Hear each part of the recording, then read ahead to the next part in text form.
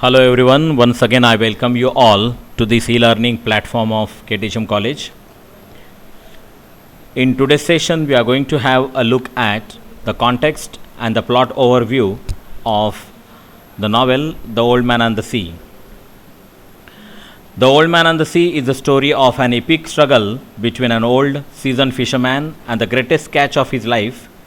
For 84 days, Santiago, an aged Cuban fisherman, has set out to sea and returned empty handed.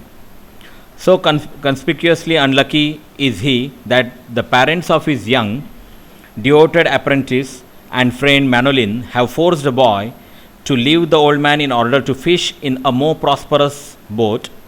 Nevertheless, the boy continues to care for the old man upon his return each night.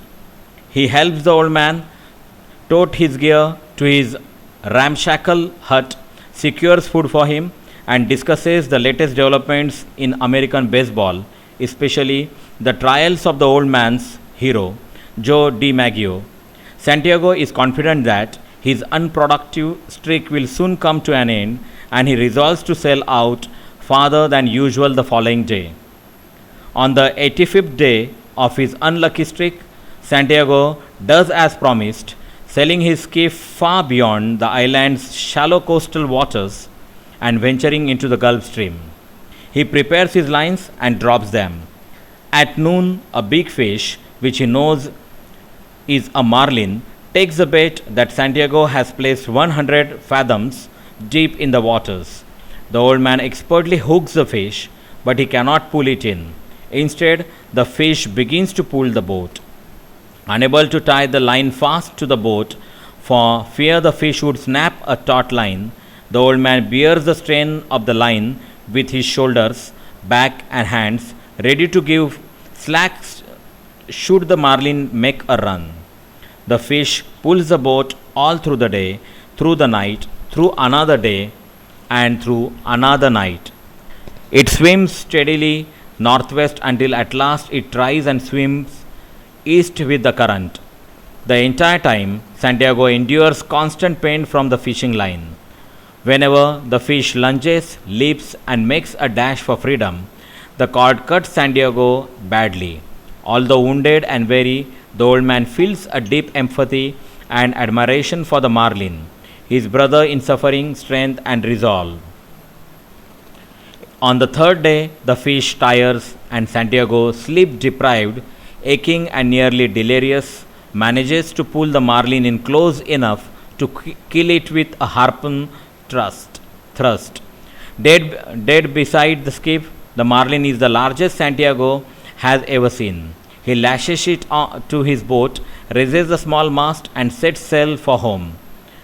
While Santiago is excited by the price that marlin will bring at market, he is more concerned that the people who will eat the fish are unworthy of its greatness. As Santiago sails on with the fish, the marlin's blood leaves a trail in the water and attracts sharks. The first to attack is a great mako shark, which Santiago manages to slay with the harpoon. In the struggle, the old man loses the harpoon and lengths of valuable rope, which leaves him vulnerable to other shark attacks. The old man fights off the successive vicious predators as best he can. Stabbing at them with a crude spear, he makes by lashing a knife to an oar and even clubbing them with the boat's tiller. Although he kills several sharks, more and more appear, and by the time night falls, Santiago's continued fight against the scavengers is useless. They devour the marlin's precious meat, leaving only skeleton, head, and tail. Santiago chastises himself for going out too far and for sacrificing his great and worthy opponent. He arrives home before daybreak, stumbles back to his shack, and sleeps very deeply. The next morning, a crowd of amazed fishermen gathers around the skeletal carcass of the fish, which is still lashed to the boat. Knowing nothing of the old man's struggle, tourists at a nearby cafe observe the remains of the giant marlin and mistake it for a shark. Manolin, who has been worried sick over the old man's absence, is moved to tears when he finds Santiago safe in his bed. The boy fetches the old man some coffee and daily papers with the baseball scores and watches him sleep. When the old man wakes, the two agree to fish as partners once more. The old man returns to sleep and dreams his usual dream of lions at play on the beaches of Africa. This is all about the plot overview of the novel The Old Man and the Sea. Now we'll have the look at the characters in the novel The Old Man and the Sea. The protagonist of the novel is Santiago, the old man of the novella's title. Santiago is a Cuban fisherman who has had an extended run of bad luck. Despite his expertise, he has been unable to catch a fish for 84 days. He is humble yet exhibits a justified pride in his abilities. His knowledge of the sea and its creatures and of his craft is unparalleled and helps him preserve a sense of hope regardless of circumstance. Throughout his life, Santiago has been presented with contests to test his strength and endurance. The marlin with which he struggles for 3 days represents his greatest challenge. Paradoxically, although Santiago ultimately loses the fish, the marlin is also his greatest victory. Then the next character, the marlin. Santiago hooks the marlin, which we learn at the end of the novella measures 18 feet on the first afternoon of his fishing expedition.